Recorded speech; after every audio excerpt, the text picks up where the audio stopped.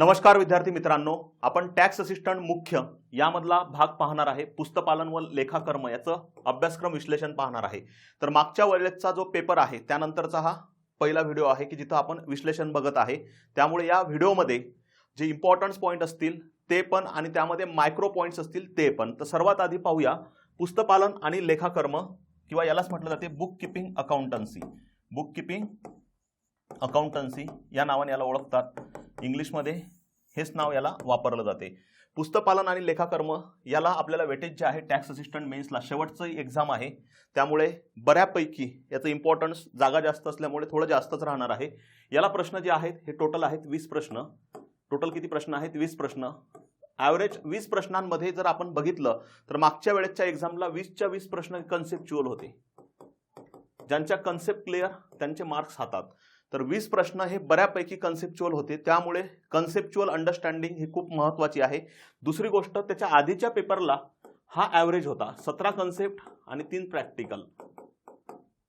3 प्रश्न जे आले ते आपल्याला प्रॅक्टिकल विचारलेले आहेत. म्हणजे टोटल 20 पैकी 17 प्रश्न हे कन्सेप्च्युअल जर जात असतील तर आपल्याला कन्सेप्च्युअल वेटेज हे खूप जास्त आहे. त्यामुळे कन्सेप्ट कुठल्या विचारल्या जाऊ शकतात, कुठल्या टॉपिकमध्ये किती कन्सेप्ट आपल्याला महत्त्वाचे आहेत त्या सर्व डिटेलमध्ये मी एक्सप्लेन करणार आहे. तर सर्वात आधी आपल्याला 2 पेपर आहेत ग्रुप सी ला. पेपर 1 हा कॉमन आहे लँग्वेजचा आणि पेपर 2 जो आहे त्यामध्ये सामान्य क्षमता चाचणी आणि पदासंबंधीचे विषयासंबंधीचे ज्ञान. पदासंबंधी विषयासंबंधी ज्ञान म्हणजे यामध्ये पुस्तपालन, लेखाकर्म आणि आर्थिक सुधारणा कायदे आणि पंचवार्षिक योजना हा एक बेस आहे. तर आपण या भागामध्ये पुस्तपालन आणि लेखाकर्मामध्ये काय वेटेज आहे ते पाहायचं आहे. यासोबतच यामध्ये पॉलिटी पण आहे, करंट पण आहे आणि मॅथ रिझनिंगचं वेटेज सुद्धा खूप जास्त आहे.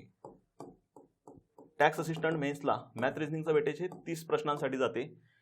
पॉलिटीचं वेटेज 15 प्रश्नांसाठी, करंटचं 10. उर्वरित जे आहे आर्थिक सुधारणा कायदे,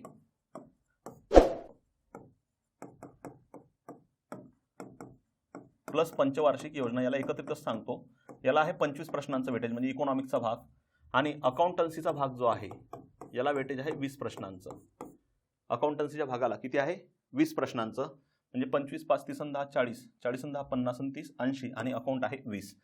तर यामध्ये बऱ्यापैकी वेळ जो आहे आपल्याला हा वेळ खूप मॅटर करणार आहे. या वेळ आहे आपल्याला 1 तासाचा.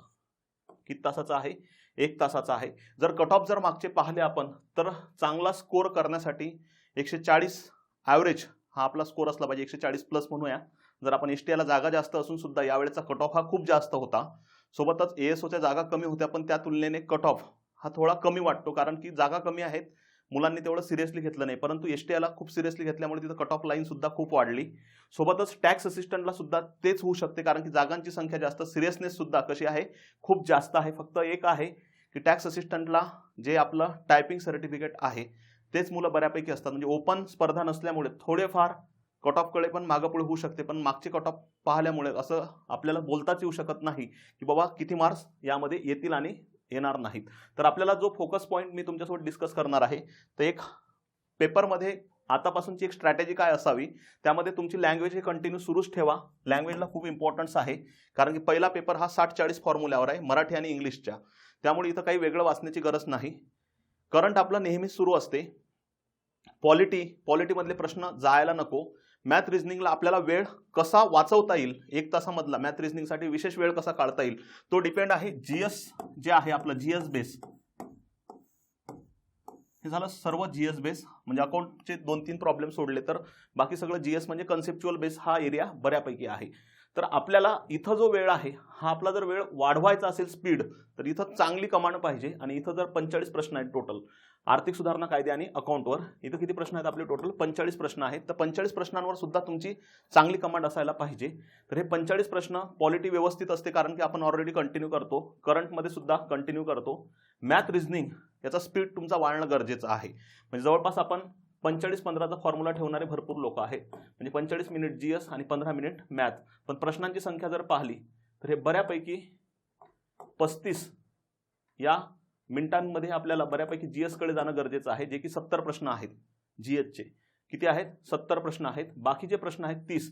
मॅथ रिझनिंगला आपल्याला बऱ्यापैकी जास्त वेळ द्यावा लागेल, पण 30 प्रश्नांसाठी आपला स्पीड आतापासून जीएसचा जर वाढला तर एक्स्ट्रा टाइम जो आहे हा मॅथ रिझनिंगकडे जाता येणार. म्हणजे स्कोरिंग कसं वाढवायचं याकडे थोडाफार तुम्ही भर द्या.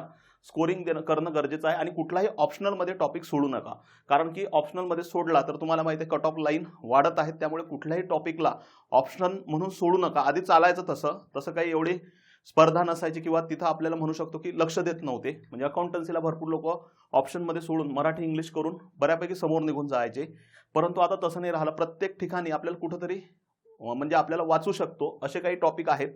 तर यामध्ये अकाउंटन्सी, आर्थिक सुधारणा कायदे, पंचवार्षिक योजना, हा जो बेस आहे हा आहे 45 प्रश्नांचा. याला प्रॉपर वेळ देणं गरजेचं आहे. तर आता सुरुवातीला आपण बघा अभ्यासक्रम विश्लेषण बघणार आहे. पुस्तपालन व लेखाकर्म, बुक किपिंग अकाउंटन्सी, यामध्ये लेखाकर्म अर्थ, ओके, लेखा संज्ञा. आता इथपर्यंत हा आहे 11वी स्टेट बोर्डचा पहिला टॉपिक. ओके, 11वी स्टेट बोर्डचा पहिला टॉपिक काय दिलाय त्यांनी? Book keeping meaning and definition आणि अकाउंटिंग टर्मिनॉलॉजी. टर्मिनॉलॉजीचा अर्थ काय? वेगवेगळ्या कन्सेप्ट आणि fundamental of double entry system. तर डबल एंट्री सिस्टम हा आपला दुसरा टॉपिक आहे. जर आपण क्रमात अभ्यास करायचा असेल तर कुठल्या क्रमात तो केला पाहिजे ते पण आधी तुम्हाला सांगतो. क्रमामध्ये पुस्तपालन व लेखाकर्म हा पहिला टॉपिक आपला नेहमीप्रमाणे असला पाहिजे, पुस्तपालन आणि लेखाकर्म. दुसरा टॉपिक जो आहे तो असला पाहिजे डबल एंट्री सिस्टम म्हणजे द्विनोंद पद्धत. द्विनोंद पद्धत यावर फोकस करा. तिसरा टॉपिक जो आहे तो आहे रोजकिर्द. रोजकिर्द म्हणजे journal entry. Okay, double entry. त्यानंतर चौथं लेजर म्हणजे त्याला म्हणतात खतावणी. पाचवं तेरीज म्हणजे ट्रायल बॅलन्स. सहावं अंतिम लेखे फायनल अकाउंट. Final account. सातवा टॉपिक जो करायचा आहे तो सहाय्यक पुस्तके.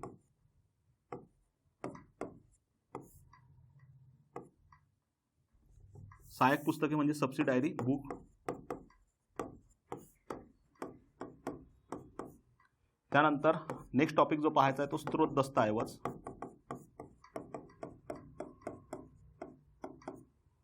नेक्स्ट आहे घसारा.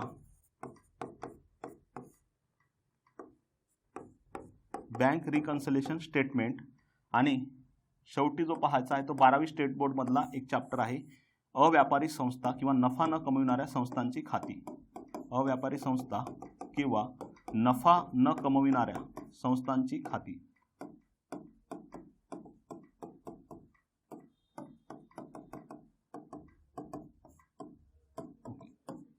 तर हे जे आहे हे दोन टॉपिक फायनल अकाउंट आणि अव्यापारी संस्था हे इंटरकनेक्टेड आहेत.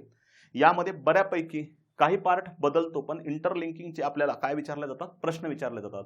तर सर्वात आधी एक पॉईंट लक्षात घ्या की आपल्याला या क्रमात अभ्यास करायचा आहे. हा क्रम सोडून तुम्ही बाहेर जाऊ नका.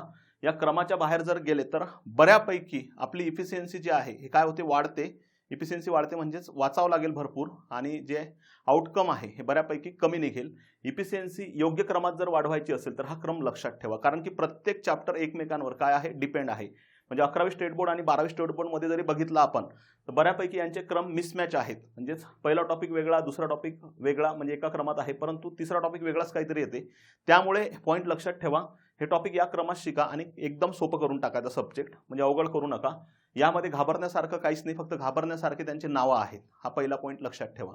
त्यांचे नावं जर आपण कंटिन्यू 2-3 वेळा आपल्या हाताखालून जाऊ दिले तर 100% काही त्यामध्ये अवघड वाटत नाही. तर पहिलाच चॅप्टर जो अनालिसिस करणार आहे आपण टॉपिक तो आहे पुस्तपालन लेखाकर्म, ज्यामध्ये सिलेबसमध्ये आपल्याला मेन्शन आहे बुक किपिंग अकाउंटन्सी, लेखाकर्म अर्थ, लेखा संज्ञा. म्हणजे आपल्याला ह्या बेसिक कन्सेप्ट काय काय विचारते, तर त्या बेसिक कन्सेप्टवर काय प्रश्न असतात आणि कोणत्या बेसिक कन्सेप्ट तुम्ही बेसिक म्हणजेच पहिल्या चॅप्टरमध्ये केल्या पाहिजेत. पहिल्या चॅप्टरमध्ये पुस्तपालन व लेखाकर्म यालाच म्हटलेलं आहे बुक किपिंग आणि अकाउंटन्सी. यामध्ये काय केलं पाहिजे? तर पुस्तपालन लेखाकर्म मध्ये एक पॉइंट लक्षात घ्या. पुस्तपालन लेखाकर्मामध्ये एक पॉईंट लक्षात घ्या. तर सर्वात आधी कन्सेप्ट काय आहे, कन्सेप्टचा अर्थ काय, पुस्तपालन म्हणजे काय आणि लेखाकर्म म्हणजे काय. कंटिन्यू कुठलाही पेपर घ्या तुम्ही मागचे, याच्यावर कंपल्सरी प्रश्न विचारलेले आहेत. म्हणजे बुक किपिंग म्हणजे काय होते आणि अकाउंटन्सी म्हणजे काय होते. जिथं की आर्थिक व्यवहारांच्या नोंदी ठेवल्या जातात, आर्थिक व्यवहारांच्या नोंदी ठेवल्या जातात, दैनंदिन नोंदी, त्याला काय म्हटलं जाते, पुस्तपालन. आणि त्या नोंदींवर वार्षिक नफा तोटा शोधणे, देयता संपत्ती शोधणे आणि विश्लेषण करणे, त्याला काय म्हटलं जाते, लेखाकर्म. म्हणजे पुस्तपालन काय कन्सेप्ट आहे आणि लेखाकर्म काय कन्सेप्ट आहे. तर हे कन्सेप्ट आपल्याला व्यवस्थित करा. खूप डिटेल करावं लागतात का, तर नाही, पण कन्सेप्च्युअल अंडरस्टँडिंग तिथं आपल्याला असली पाहिजे. तर पहिल्या टॉपिक मधला पहिला पॉईंट पुस्तपालन लेखाकर्म ह्या कन्सेप्ट काय आहे. त्यानंतर पहिल्याच टॉपिकमध्ये दुसरी संकल्पना जी करायची आहे इम्पॉर्टंट, ती आहे कॅपिटल कन्सेप्ट. याला काय म्हटलं जाते, भांडवल. भांडवल काय आहे. आपण नेहमी भांडवलामध्ये एक पॉईंट डोक्यात फिक्स असतो की भांडवल हे असेट्स आहे आपल्यासाठी, परंतु व्यवसायासाठी ती नेहमीच लायबिलिटीज असते. कारण की व्यवसायात गुंतवलेलं भांडवल व्यवसायाला काही दिवसाने काय करावं लागते, परत. व्यवसाय आणि व्यावसायिक हे दोघंही एकमेकांपासून वेगवेगळे आहेत. तर भांडवल ही कन्सेप्ट आपल्याला माहित पाहिजे. भांडवलासोबतच व्यवसायाचे स्वातंत्र्य अस्तित्व, यावर सुद्धा आयोगाने चांगले प्रश्न विचारलेले आहेत. व्यवसायाचे स्वातंत्र्य अस्तित्व याला म्हणतात बिझनेस एंटिटी.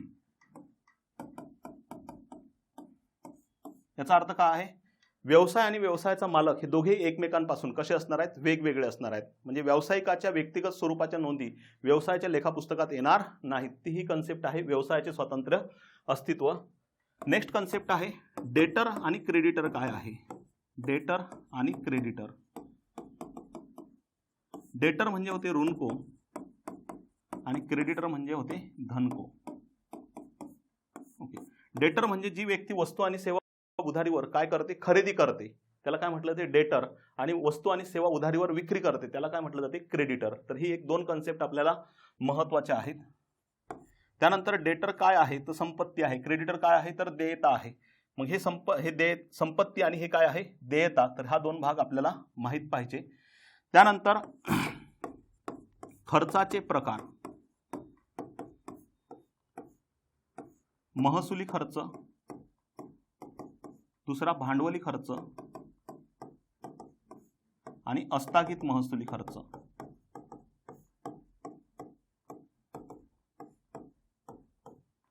तर हे खर्चाचे प्रकार. महसुली खर्च कोणते आहेत, भांडवली खर्च कोणते आहेत, अस्थागित महसुली खर्च कोणते आहेत. बेसिक जेवढं स्ट्रॉंग करणार तेवढी आपली अडचण जी आहे, म्हणजे चॅप्टर्समध्ये जे नेक्स्ट चॅप्टर आहेत त्यामध्ये कमी होऊन जाते. म्हणून बेसिकला थोडं जास्त वेळ देणे आणि व्यवस्थित समजून घेणे. त्यामुळे खर्चाचे प्रकार. नेक्स्ट आहे संपत्तीचे प्रकार, टाइप्स ऑफ असेट. तर संपत्तीमध्ये एक दृश्य संपत्ती, दृश्यमध्ये पुन्हा स्थिर आहे आणि चल संपत्ती आहे. स्थिर आणि कुठली आहे, चल संपत्ती. फिक्स असेट आणि करंट असेट. त्यानंतर अदृश्य संपत्ती. प्रश्न जो असतो तो अदृश्य संपत्तीवर खूप जास्त असतात. कुठल्या संपत्तीवर, अदृश्य संपत्तीवर, ज्यामध्ये पेटेंट आहे, कॉपीराईट आहे, लोगो, नेम, साइन, सिम्बॉल आणि गुडविल ह्या बऱ्यापैकी विचारल्या जाणाऱ्या संकल्पना आहेत. तर अदृश्य संपत्ती आणि काल्पनिक संपत्ती. काल्पनिक संपत्तीमध्ये एकच उदाहरण आहे, प्रारंभिक खर्च. काल्पनिक संपत्तीमध्ये एकच उदाहरण आहे, प्रारंभिक खर्च. तर ते ह्या तीन संपत्तीचे प्रकार, खर्चाचे प्रकार, सोबतच देयतेचे प्रकार, लायबिलिटी, टाइप्स ऑफ लायबिलिटी, हे व्यवस्थित करा. टाइप्स ऑफ लायबिलिटीमध्ये ज्या फिक्स लायबिलिटी असते त्याला म्हणतात स्थिर देयता आणि दुसरी आहे चल देयता. स्थिर देयता आणि काय आहे, चल देयता. फिक्स लायबिलिटी काय आहे आणि करंट लायबिलिटी काय आहे. तर हे दोन बेसिक डिफरन्स आपल्याला माहित पाहिजे. त्यानंतर नफ्याचे प्रकार. मागच्या वर्षीच्या एक्झामला हा प्रश्न येऊन गेला नफ्याचे प्रकारवर. तर नफ्याचे प्रकार यामध्ये परिचालन नफा, त्यानंतर अपरिचालन नफा हा विचारला मागच्या वेळेच्या एक्झामला. अपरिचालन नफा म्हणजे काय. त्यानंतर परिचालन नफा, अपरिचालन नफा, सामान्य नफा आणि असामान्य नफा. तर हे नफ्याचे प्रकार. त्यानंतर टाइप्स ऑफ डिस्काउंट. डिस्काउंट म्हणजे कसर. यामध्ये दोन कसर आहेत. एक आहे रोख कसर, त्याला म्हणतात कॅश डिस्काउंट. त्याला काय म्हटलं जाते, कॅश डिस्काउंट. याची नोंद लेखा पुस्तकामध्ये केली जाते. कुठल्या कसरेची, कॅश डिस्काउंटची. आणि दुसरी आहे व्यापारी कसर. व्यापारी कसर याला म्हणतात ट्रेड डिस्काउंट. तर ट्रेड डिस्काउंटची नोंद लेखा पुस्तकामध्ये केली जात नाही. अशा दोन कसरी आहेत. यांचे टाइप्स आपल्याला माहित पाहिजे. जे लिहिलं आहे ना बोर्डवर हेच प्रश्न आहेत विचारलेले, कोणत्या डिस्काउंटची नोंद होते आणि कोणत्या होत नाही. ह्या ज्या कन्सेप्ट आहेत या व्यतिरिक्त ज्या कन्सेप्ट आपल्याला विचारल्या जातात त्यामध्ये काही नैतिक संकल्पना म्हणू किंवा तात्विक संकल्पना. कुठल्या संकल्पना आहेत, तात्विक संकल्पना. तात्विक संकल्पनामध्ये चालू संस्था, गोईंग कन्सर्न, म्हणजे एकदा सुरू केलेला व्यवसाय दीर्घकाळ सुरू राहणार याच हेतूने तो सुरू केलेला असतो किंवा बंद होणार नाही या हेतूने तो सुरू केलेला नसतो. म्हणजे टाटा कंपनी फार जुन्या काळापासून सुरू झालेली आहे, ती अद्यापही सुरू आहे, त्याला काय म्हटलं जाते, चालू संस्था. रुपयाची संकल्पना. भारतामध्ये सर्व व्यवहार कशामध्ये लिहिले जातात, रुपयामध्ये. ते पॉइंट सांगतो तुम्हाला कुठले करावे लागतील. चालू संस्था, रुपयाची संकल्पना. रुपयामध्ये सर्व व्यवहार नोंदवले जातात. नेक्स्ट आहे कॉस्ट संकल्पना, मूल्य संकल्पना.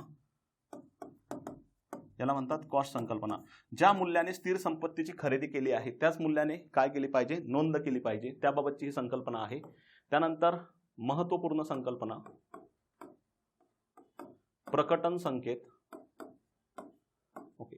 जेव्हा आर्थिक वर्षात शेवटी 1 एप्रिल ते 31 मार्च हे काय आहे, आर्थिक वर्ष. 31 मार्चला जेव्हा आपण अंतिम लेखे तयार करतो, नफा तोटा आणि देयता संपत्ती दर्शवितो, तेव्हा जेव्हा ही माहिती प्रकट केली जाते त्याला म्हणतात डिस्क्लोज. तर डिस्क्लोज करताना खरी आणि वास्तव माहिती असली पाहिजे. त्यानंतर एक ही संकल्पना महत्त्वाची आपल्याला, व्यवसायाचे स्वातंत्र्य अस्तित्व. त्यानंतर आहे प्रकटन संकेत. त्यानंतर अकाउंटिंग स्टँडर्ड जे आहेत हे दिलेले आहेत. अकाउंट AS1 काय आहे, AS2 काय आहे, AS3 काय आहे, AS4 काय आहे, हे सुद्धा आपल्याला माहीत पाहिजे.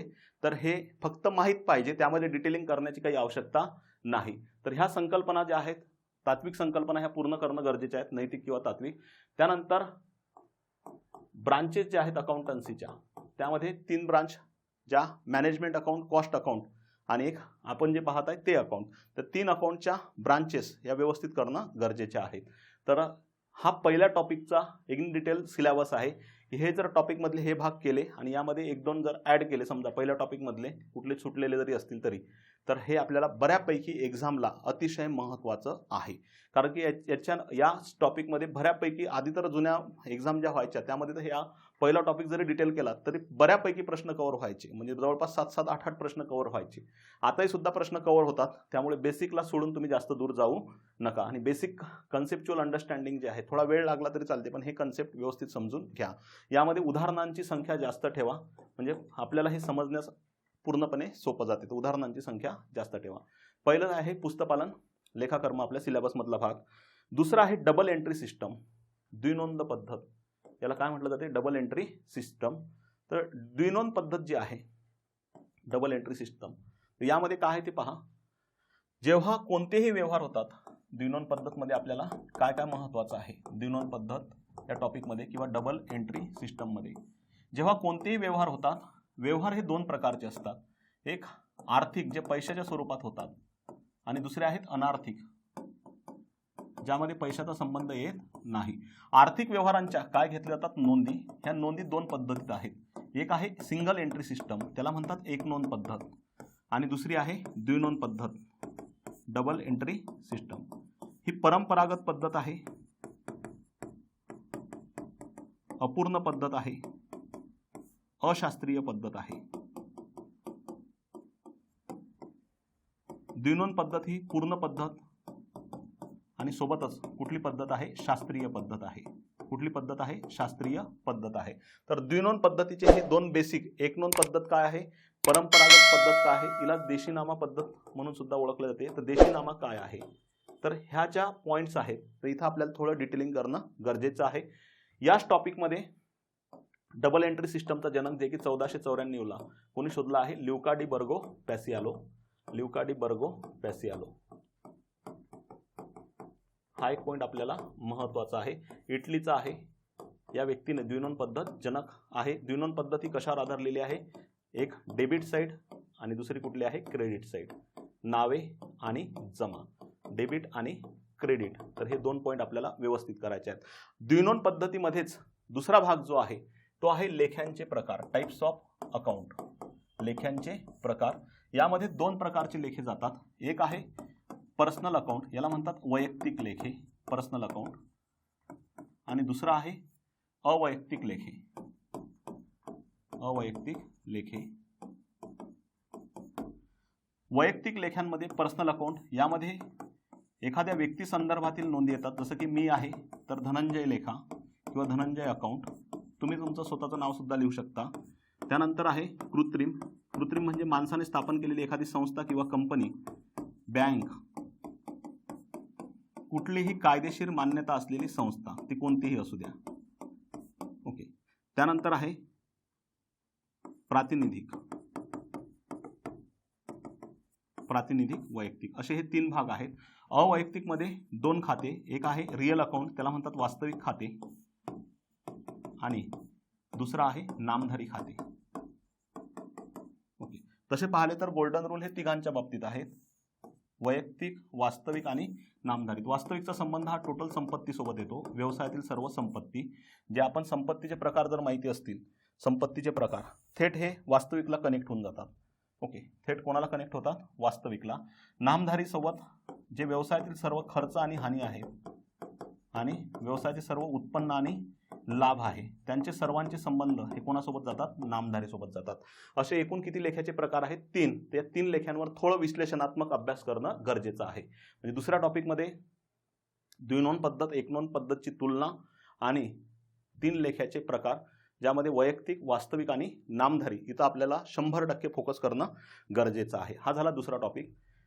तिसरा टॉपिक जो आहे आपला सिलेबसनुसार, आपल्या लिंक लावल्यानुसार, तो आहे रोजकिर्द. तो कुठला आहे? रोजकिर्द आहे. तो रोजकिर्द आपल्याला काय सांगते ते बघा. रोजकिर्द याला म्हणतात जर्नल एंट्रीज. मागच्या वर्षी जर्नल एंट्री किंवा एक आपल्याला एंट्रीजवर प्रॉब्लेम विचारलेलं होतं. ते 100% प्रॉब्लेम पहिलंच होतं, सोपं होतं. बेसिक एंट्री आपल्याला करणं गरजेचे आहे. ते काही आपल्याला खूप लेवलला एंट्री जाऊन विचारत नाहीत, पण बेसिक एंट्री जेवढेही आहेत तेवढे आपल्याला माहीत पाहिजे. तर रोजकिर्दमध्ये बेसिक आपल्याला माहीत पाहिजे की जर्नल हा शब्द कुठून तयार झाला, कुठून फ्रेंच शब्द होता जॉर, त्यापासून जर्नल. जर्नलचा अर्थ काय होते किंवा रोजकिर्दचा अर्थ काय होते, तर हा अर्थ माहीत पाहिजे. रोजचा अर्थ काय होते? दररोजच्या. काय होते अर्थ? दररोजच्या. किर्दचा अर्थ होते नोंदी घेणे. किर्दचा अर्थ काय होते? नोंदी. दररोजच्या आर्थिक व्यवहारांच्या काय घेणे? नोंदी घेण्याच्या क्रियेस काय म्हटलं जाते? रोजकिर्द. तर रोजकिर्द संकल्पना काय आहे? त्यानंतर रोजकिर्दीमध्ये नोंदी घेण्याची जी क्रिया आहे त्याला काय म्हटलं जाते? रोजकिर्दयन. त्याला काय म्हटलं जाते? रोजकिर्दयन म्हणजे काय? त्यालाच म्हणतात जर्नलायझिंग. त्याला काय म्हटलं जाते? जर्नलायझिंग. काही प्रश्न रोजकिर्दीच्या फॉर्मॅट्सवर सुद्धा विचारलेले आहेत. रोजकिर्दीच्या कशावर विचारलेले आहेत? फॉर्मॅट्सवर. तर रोजकिर्दीचा जो फॉर्मॅट्स आहे तो बेसिक फॉर्मॅट चांगला लक्षात ठेवा. बेसिक फॉर्मॅट चांगला लक्षात ठेवा. पहिला रकाना दिनांक, त्यानंतर व्यवहार काय घडला, नावे जमा करण्यासाठी विवरण, लेजर फोलिओ याला म्हणतात खातेपान पृष्ठांक. या व्हिडिओचा अर्थ तुम्हाला समजणे आहे का? तर नाही, परंतु या आधारावर तुम्ही जे रीडिंग करता या आधारावर तुम्ही करा, कारण की हा ॲनालिटिकल व्हिडिओ बनवत आहे की ॲनालिसिस बेसवर आहे, जिथे की प्रश्न आयोग विचारते. त्यानंतर डेबिट रक्कम याला काय म्हटलं जाते? नावे रक्कम. हाताची डावी बाजू, हाताची उजवी बाजू कुठली असणार आहे? जमा. याला म्हणतात क्रेडिट आणि याला म्हणतात डेबिट. जेव्हा आपण एखादी नोंद घेतलेली आहे, नोंद घेताना दिनांक रकान्यामध्ये नोंदी कशा घेतल्या जातात? तर सर्वात आधी लिहिलं जाते वर्ष, महिना आणि तारीख.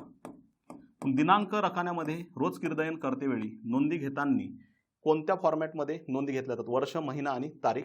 रोजकिर्दीची नोंद घेताना इंग्लिशमध्ये लिहितो आधी. बाय, समजा भांडवल आणून व्यवसाय सुरू केला, बाय कॅपिटल अकाउंट, भांडवल आणून व्यवसाय सुरू केला, by cash account debited to capital account. मागच्या वर्षी हाच प्रश्न विचारला. रोख खाते नावे आणि भांडवल खात्याला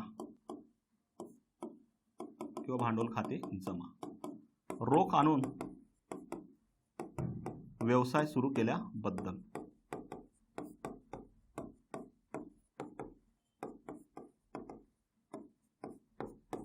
आता प्रश्न पहा कसे तयार होतात.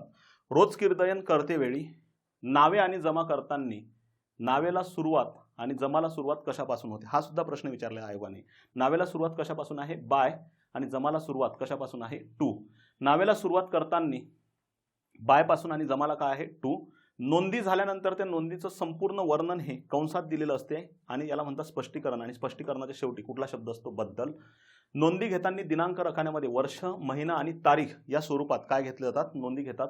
रोज कीर्तन करते वेळी कोणत्या रखान्यात नोंद होत नाही, तर खातेपान पृष्ठांकामध्ये नोंद होत नाही. कोणत्या रखान्यात नोंद होत नाही, खातेपान पृष्ठांकामध्ये नोंद होत नाही. रोज कीर्तन करते वेळी नावे रक्कम आणि जमा रक्कम करताना नावे रक्कम आणि जमा रक्कम करताना नावे बाजूची नोंद ही नावे बाजूला होणार, जमा बाजूची नोंद जमा बाजूला होणार, परंतु रकमा ज्या असतील त्या कशा असणार आहेत, सारख्याच असतात. अमाऊंट कशा असणार आहेत, सारख्याच. नावेला जेवढी रक्कम असेल तेवढीच जमाला. रोज कीर्तन केल्यानंतर वर्षाच्या शेवटी 31 मार्चला काय केले जातात, हे बंद केले जातात. याला काय म्हटलं जाते, दोन्ही साईडनं खालून डबल लाईन जे आहे अकाउंट काय केले आहेत, क्लोज. हा त्याचा काय असतो अर्थ. तर पहिलाच पॉईंट लक्षात घ्या, रोज कीर्तनमध्ये हे बेसिक सगळे प्रश्न आपल्याला येतील. या व्यतिरिक्त हायर लेवलचे जे प्रश्न आहेत ते विचारतात नोंदींच्या बाबतीत. एंट्रीज कशा करायच्या, तर एंट्री हे शिकणं हे आपल्या हाती असते. हे जेवढं व्यवस्थित शिकलो आपण तेवढ्या आपल्याला नोंदी खूप व्यवस्थित जमतील. तर नोंदीमध्ये कोणत्या कोणत्या नोंदी केल्या पाहिजे, तर पहिली आहे रोख आणून व्यवसाय सुरू केल्या करणे त्याबद्दलची नोंद, जसे की by cash account debited to भांडवल किंवा कॅपिटल अकाउंट. दुसरी नोंद आहे रोखीने मालाची खरेदी केली, उधार मालाची धनकोकडून खरेदी केली, उधारीवर खरेदी केलेला माल खराब निघाल्यामुळे परत केला, रोख विक्री, उधार विक्री, त्यानंतर उधारीवर विकलेला माल परत आला, विक्री परतची नोंद, बँकेत रोख रक्कम जमा, बँकेतून रोख रक्कम काढून घेतली आणि रोख उचल केली. ह्या ज्या नोंदी आहेत ह्या बऱ्यापैकी आयोगानं विचारलेल्या आहेत. वेगवेगळ्या डिपार्टमेंटल एक्झाम सुद्धा असतात त्यांच्या, त्यामध्ये सुद्धा विचारलेल्या आहेत. त्या नोंदीबाबत आणि एंट्रीबाबत तुम्ही थोडा जास्त फोकस करा. ह्या एंट्री जर व्यवस्थित जमल्या म्हणजेच 4-5 बेसिक तर पाठच करून टाका, नाही जमलं शेवटी काही तर. म्हणजे की पहिली नोंद आहे ही या पहिल्याच नोंदीवर प्रश्न विचारला, कारण की पेपर सेटर पाहणार की बेसिक पहिली नोंद यांना जमते की नाही बाबा. तर त्या अँगलचा पहिलाच प्रश्न होता कन्सेप्च्युअल अँगलला, की काय होता प्रश्न, रोख आणून व्यवसाय सुरू केला तर खालीलपैकी काय नोंद घेतली जाणार. तर काय होती नोंद घेतली जाते, रोख खाते नावे, भांडवल खाते जमा. तर ही एक बेसिक आपल्याला माहिती पाहिजे. नेक्स्ट आहे खतावणी. थोडं डिटेलमध्ये जात आहे त्यामुळे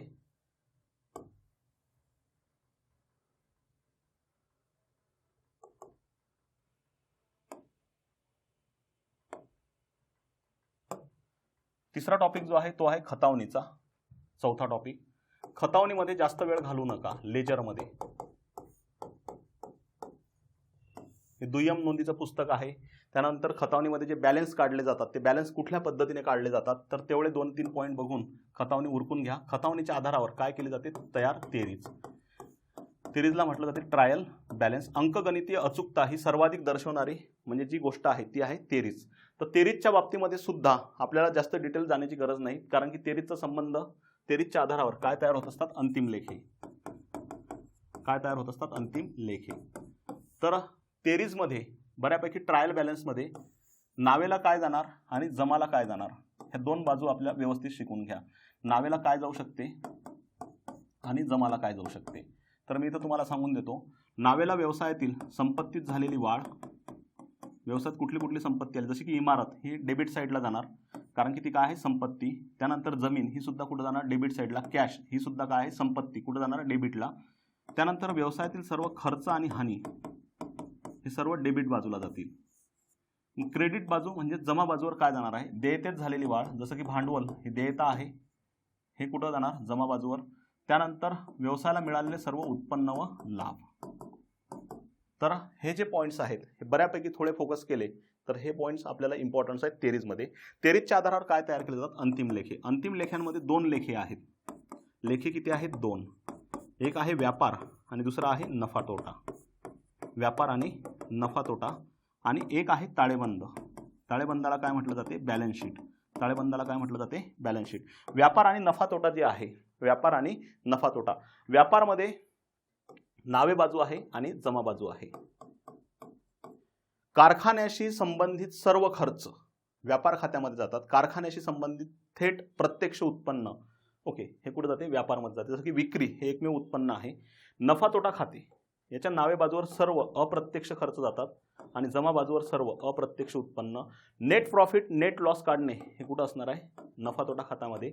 नेट प्रॉफिट आणि नेट लॉस हे कुठं जाणार आहे? आपल्याला नफा तोटा खात्यामध्ये. ताळेबंदामध्ये दोन बाजू असणार आहेत. ताळेबंदाला किती? बॅलन्स शीटला दोन. एक लेफ्ट साईड जी आहे ती लायबिलिटीज देयता आणि राईट साईड जी आहे ती कुठली आहे? असेट. तर हे जे भाग आहेत हे आपल्याला इम्पॉर्टन्स आहेत. कुठले? बॅलन्स शीटच्या बाबतीतले, लेख्यांच्या बाबतीत, व्यापार आणि नफा तोटाच्या बाबतीतले. तर हे भाग आपल्याला अतिशय महत्त्वाचे आहेत अंतिम लेख्यांपर्यंत. अंतिम लेख्यांमध्ये दुसरा जो भाग आहे तो ॲडजस्टमेंट व्यवस्थित समजून घ्या. ॲडजस्टमेंट थोडा वेळ लागतो. सर्वाधिक टाईम जो लागणार आहे तो पहिला चॅप्टर आणि अंतिम लेखे यामध्येच लागणार आहे. तर हे दोन चॅप्टर्सला जास्त वेळ द्या, कारण की इथं भरपूर एरिया आपला काय होऊन जातो? कव्हर होतो. तर ॲडजस्टमेंट याला म्हणतात समायोजना. या 23च्या खाली अतिरिक्त दिलेली माहिती असते. तर समायोजनांमध्ये कुठल्या ॲडजस्टमेंट जास्त डिटेल करा ते सांगून देतो. क्लोजिंग स्टॉक ही व्यवस्थित करा.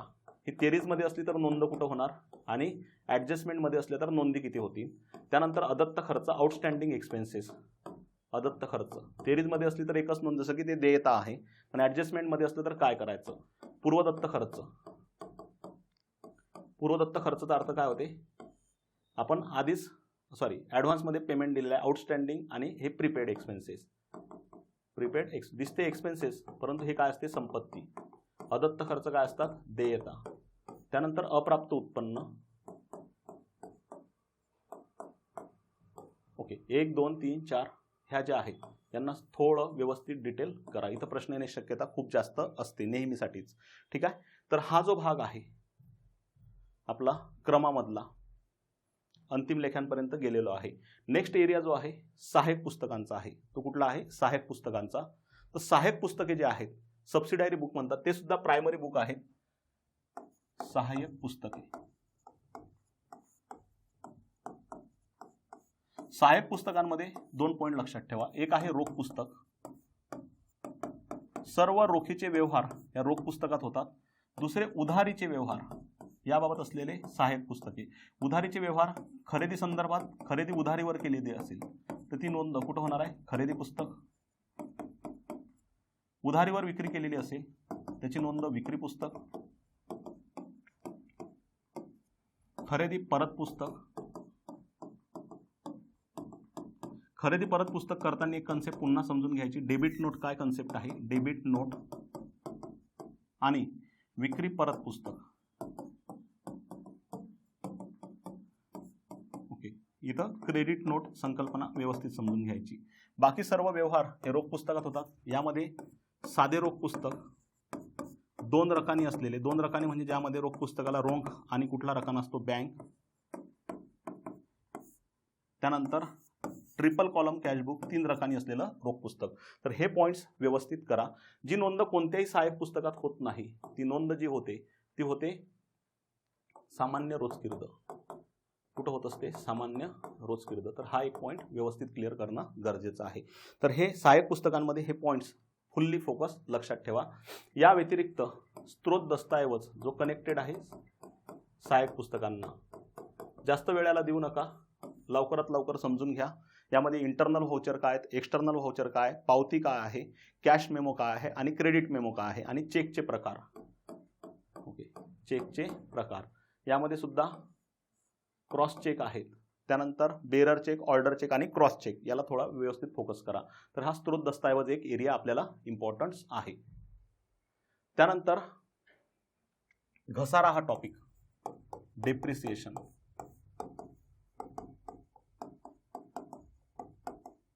बेसिक घसाऱ्याचं लक्षात ठेवा. घसारा हा कुठल्या संपत्तीवर आकारतात? तर स्थिर संपत्तीवर. त्यानंतर घसाऱ्याच्या 2 पद्धती आहेत. एक स्ट्रेट लाईन मेथड, तिला म्हणतात सरळ रेषा पद्धत, ज्यामध्ये घसाऱ्याची रक्कम सारखीच असते, आणि दुसरी आहे return down value method, WDV, return down value method. आणि एक आहे स्ट्रेट लाईन मेथड, ज्यामध्ये घसाऱ्याची रक्कम कमी कमी होत जाते, ती आहे रिटर्न डाऊन व्हॅल्यू मेथड. ह्या 2 मेथड चांगल्या करा. आणि इथं प्रॉब्लेम जे आपल्याला बघायचं आहे ते सरळ रेषेचं बघा. प्रॉब्लेम म्हणजेच तिथं गणित एक आहे विचारलेलं आपल्याला, आणि ते गणितावर विचारल्या जाऊ शकते. सेम पॅटर्नचे प्रश्न विचारले मागच्या 3-4 एक्झाममध्ये. जर आपण PYQ एखाद्या वेळेस यूट्यूबला ॲनालिसिस घेतले तिथं मी ते तुम्हाला सांगून देईल की बाबा इथं आपल्याला फोकस करणं गरजेचं आहे. तर घसाऱ्यामध्ये हे जरी बेस आपण ठेवला तरी आपल्याला घसारा हे पुरेसा चॅप्टर आहे. Bank reconciliation statement. याच्या जास्त नादी लागू नका, कन्सेप्ट व्यवस्थित करा. मागच्या वर्षी कन्सेप्टवरच प्रश्न आला, पण कधी कधी प्रॅक्टिकल प्रश्न विचारते. हा जर प्रॅक्टिकल प्रश्न आला तर समजून घ्या 19 पैकीच आपल्याला प्रश्न सोडवायचे आहेत, कारण तो प्रॅक्टिकल प्रश्न सोडवताना जर अडचणी आल्या तर बऱ्यापैकी तो सुटू शकत नाही, म्हणून याला जास्त लोड घेण्याची आवश्यकता नाही. बँक रिकन्सिलिएशन स्टेटमेंट नंतर शेवटचा टॉपिक जो आहे तो आहे नफा न कमविणाऱ्या संस्थांची खाती.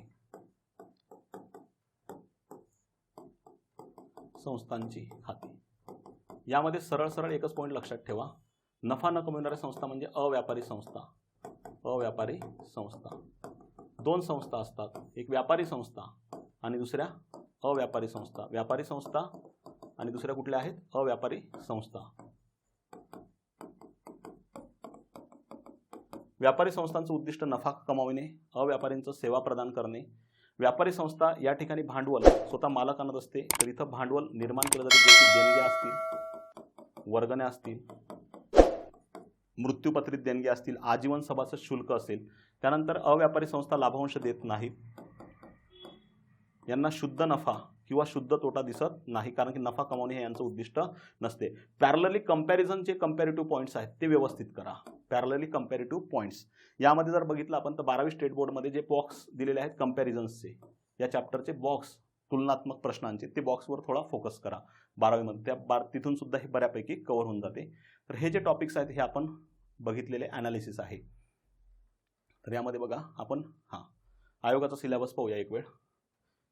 पहिला आपण बेसिकमधले सर्व पॉईंट डिटेल बघितले. डबल एंट्री सिस्टम, जिथे की एक नोंद पद्धत, द्विनोंद पद्धत, परंपरागत पद्धत, देशीनामा पद्धत आणि डबल एंट्री सिस्टम यामध्ये काय फरक आहे. स्त्रोत दस्तऐवज, याला जास्त वेळ देण्याची गरज नाही. सोर्स ऑफ डॉक्युमेंट एक वेळ वाचून व्यवस्थित रीडिंग केली तरी बेस्ट आहे. जर्नलमध्ये बेसिक जर्नल म्हणजे रोजकीर्द काय आहे, आणि सोबतच फॉर्मॅट्स आणि काही प्रायमरी नोंदी मी जे तुमच्यासोबत डिस्कस केलेले आहेत. तर रोजकीर्दमध्ये पॉईंट्स इम्पॉर्टन्स. खतावणीमध्ये जास्त वेळ देण्याची आवश्यकता नाही, ते बॅलन्स कसे निघतात ते एक वेळ बघणे, आणि वैयक्तिक, वास्तविक आणि नामधारी खात्यावर कोणते बॅलन्स राहतात ते बघणे. तेरीजमध्ये आपण पॉईंट बघितला आहे. तेरीजमध्ये नावे बाजूवर काय जाते आणि जमा बाजूवर काय जाते. खतावणीमधील शिल्कांची यादी म्हणजेच काय असते तेरीज, आणि तेरीजच्या आधारे काय तयार केलं जातं अंतिम लेखे. तो एक पॉईंट इम्पॉर्टन्स. नेक्स्ट आहे अंतिम लेखे. अंतिम लेख्यांमध्ये व्यापारी संस्था. अंतिम लेख्यांमध्ये व्यापार खाते, नफा तोटा खाते आणि ताळेबंद आपण बघितलेला पॉईंट्स. व्यापार खात्यामध्ये काय येते, नफा तोटामध्ये काय आणि ताळेबंदामध्ये काय, आणि सोबतच त्याच्या ॲडजस्टमेंट समायोजना, काही इम्पॉर्टंट समायोजना इथं लिहिलेल्या आहेत. विशेष करून क्लोजिंग स्टॉकला चांगलं इम्पॉर्टन्स द्या. त्यानंतर आहे सहाय्यक पुस्तके, सबसिडायरी बुक, ज्यामध्ये रोख पुस्तक, खरेदी पुस्तक, विक्री पुस्तक, खरेदी परत पुस्तक, विक्री परत पुस्तक. अव्यापारी संस्था आणि व्यापारी संस्थांचे तुलनात्मक भाग व्यवस्थित करा, जे की 12वी स्टेट बोर्डमधलं एकमेव चॅप्टर आहे. त्यानंतर सहाय्यक पुस्तके, स्त्रोत दस्तऐवज, घसारा आणि बँक रिकन्सिलिएशन स्टेटमेंट. याला जास्त वेळ देण्याची काही गरज नाही. घसारा सुद्धा 2-3 रीडिंगमध्ये किंवा एका रीडिंगमध्ये सुद्धा उरकणारा टॉपिक आहे. तर हे जे टॉपिक्स आहेत हे खूप व्यवस्थित करणं गरजेचे आहेत आपल्याला. यामध्ये जर पाहिले तर आपण सर्व पॉईंट्स घेतलेले आहेत. जर्नल म्हणजे रोजकीर्द, सबसिडायरी बुक म्हणजे सहाय्यक पुस्तके, लेजर म्हणजे खतावणी, BRS bank reconciliation statement, trial balance म्हणजे तेरीज, डेप्रिसिएशन म्हणजे घसारा, फायनल अकाउंट्सचा अर्थ काय होते अंतिम लेखे. अंतिम लेख्यामध्ये प्रिपरेशन ऑफ फायनान्शियल स्टेटमेंट, ज्यामध्ये व्यापार, नफा तोटा आणि ताळेबंद तिघांचे प्रॉपर विश्लेषण. Accounting of non profit making organisation, याला म्हणतात नफा न कमविणाऱ्या संस्थांची खाती. तर हे सर्व पॉईंट्स आयोगानुसार आपण जे बघितले, आणि या सिलेबसचे जास्त बाहेर जाऊ नका. सिलेबस ओरिएंटेड प्रश्न आहेत, जास्त खूप काही वाचण्याची गरज नाही. प्रॉपर वाचा, ॲनालिटिकल वाचा. खूप जास्त बाहेर जाऊन फापट पसारा करत बसले तर मार्क्सवर त्याचा परिणाम होईल आणि उगाच काहीतरी वाचत बसेल. तर याला थोडा फोकस करा की आपल्या बाबा सिलेबसच्या बाहेर हे जे सिलेबस आहेत किंवा आपण हे सिलेबसचेच पॉईंट सर्व लिहिलेले आहेत इथे. एवढेच टॉपिक आपल्याला आहेत, याच्या बाहेर आपल्याला जायचं नाही. या टॉपिकमध्ये कुठं जायचं तर हे टॉपिक्स मी तुमच्यासोबत डिस्कस केलेले आहेत.